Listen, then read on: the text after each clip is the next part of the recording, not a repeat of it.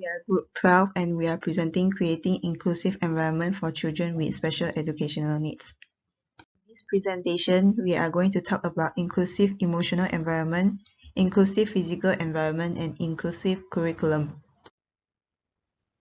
So what is inclusive education? Inclusion, according to NCSE, is a process of addressing and reacting to a wide range of learners' needs. It entails breaking down obstacles so that each student may get the most of his or her education. A positive ethos promoting pupils' participation and developing a child's emotional, social, and academically. And this came from the National Council for Special Education. So inclusive education is a process.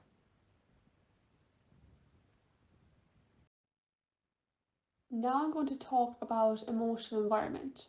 So, understanding emotions of special needs children. When it comes to having a child with special needs, there's one thing that you need to deal with, and this is emotions. This can be quite challenging and confusing, and special needs children may find it hard to recognize their emotions.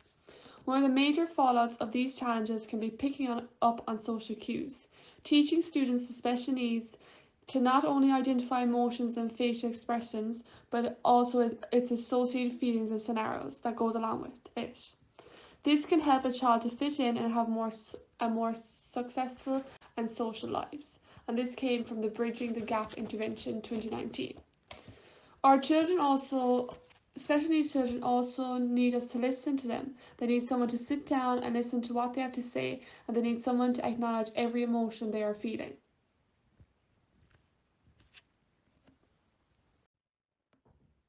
So emotional needs is how to get a child to feel included and understand their emotions.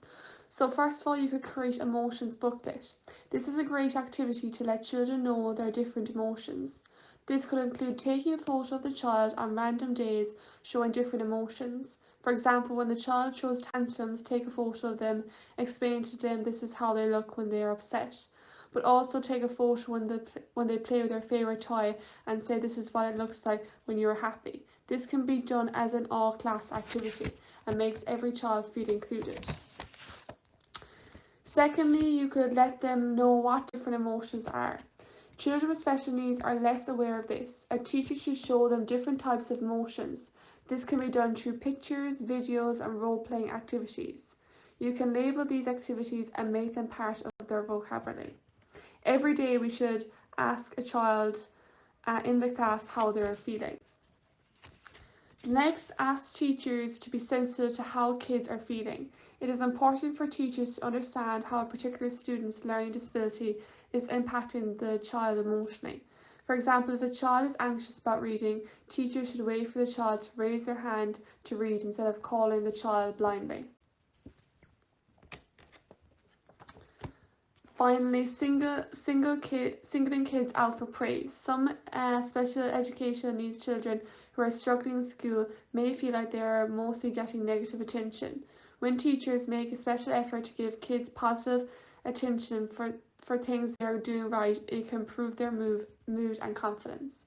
And this all came from the Child Mind Institute 2021.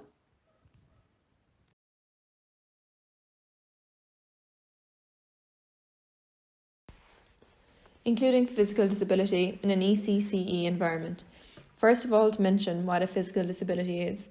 It results in a limitation to one's physical functioning and mobility. It can be either temporary or chronic, appearing in conditions affecting physical movements and aspects such as walking, coordination, strength, fine motor, sensory or communication. Including physical disability within an early years environment is vital and hugely beneficial to everybody involved. It improves an enriching mode of learning, reduces prejudice, lends a helping hand to promoting understanding and strengthening integration, which is important for both health and well-being and identity and belonging for each child involved, linking and supporting to both themes of Asher. By being inclusive to children with physical difficulties, they will learn to contribute to society by becoming equipped to learning how to contribute. Promoting an inclusive environment should make it appropriate and approachable for all children with additional needs. A physical environment provides a pivotal role within an early years setting, outlining first impressions for the children and families attending, which contributes in turn to building both individual and group identity. It's easily accessible to see to the eye if diversity is demonstrated and valued within a particular setting. Children deserve the recognition and status irrespective of ability. This is done by providing a non-stereotypical environment, while also bearing in mind it is vital to support the physical needs of the children within a setting. Providing such rich, diverse experiences need the help of interaction and the association of relevant materials to drive development and exercise change. This can be achieved by cooperating and valuing parental involvement to achieve best practice. Accessing, proofing and supporting inclusivity within a physical environment can be achieved by adhering, relating and implementing the Diversity, Equality and Inclusion Charter and guidelines, and also the Universal Design Guidelines.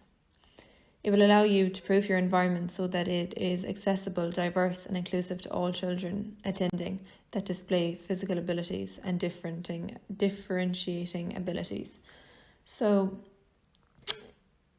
supporting learning opportunities of those with physical disabilities is very important for their status and recognition by providing a non-stereotypical environment. An inclusive physical environment can be achieved by providing materials, toys and equipment that are developmentally appropriate to each child, representing diverse cultures and abilities. Imagery is a powerful key factor for supporting identity-inclusive environments. By displaying physical disabilities within imagery at child level encourages discussion about difference, which leads them to become more aware of diversity in society. By depicting this message, children feel that they are valued. Physical disabilities present challenges such as moving around the room freely, of obstruction and clutter, manipulating writing tools, curriculum activities, and using the facilities. To create an inclusive environment, all the challenges need to be kept in mind to avoid when creating the environment. Materials promote inclusive environments, so by having toys and items like a jigsaw depicting a physical disability, the children can in turn foster a sense of belonging within the setting. The Universal Design Guidelines ensure physical disabilities have equal access to education while reaping the benefits as a child without. The guidelines provide external and internal key features, for example, open pathways allowing adequate space and time to move about freely, general layout, for example, including horseshoe tables for wheelchair users. Outdoors needs to be suitable for physical disabilities, also, for example, including ramps. It is important to bear in mind that you need to see the student and not the disability first and foremost. By supporting physical environments, you could adjust space, provide corners for assistive technology if needed, sensory corners. You could implement rules such as hanging school bags on the back of your chair to provide open space. You can have alternatives to challenging activities. You can provide digital tools to lessen the writing load, and you can also provide extra time to move about the room and complete work for those who exercise difficulties in physical aspects. To conclude, physical disability present significant deficits in sitting, standing, positioning, moving, communicating and manipulating. Therefore, it is crucial to promote inclusion at all aspects. Another way of creating inclusive environment for children with special educational needs is to have an inclusive curriculum in the preschool. A quality inclusive curriculum recognizes that prior experiences will affect children's expectation and experiences of the school program. It values the culture, background, and experience of all children. The curriculum is inclusive of gender, cultural, and socio-economical background, age, sexuality, ability, and disability. It also have clear goals and standards which include the key ideas or concept of the discipline and the ways of achieving the understanding of the discipline. It also provides fair access and distribution of all resources in the school.